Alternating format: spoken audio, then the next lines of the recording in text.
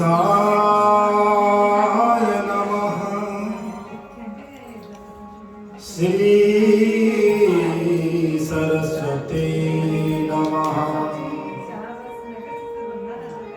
श्री गुरुचरण कमलेभ्यो नमः।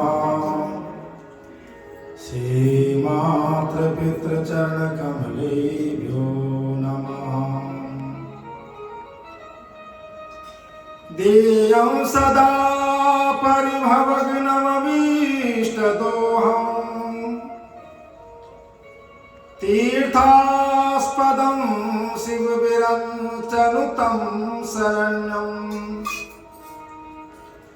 भृत्यार्तिहं प्रणतबालभवाब्धिभूतम् वन्दे महापुरुषते चरणारविन्दम्।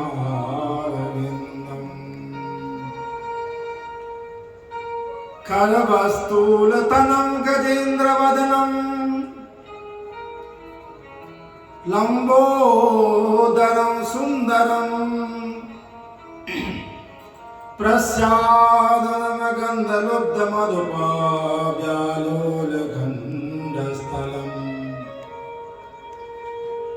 दन्ताघातविदारिदाररुद्रे सिन्दूरशोभाकरम्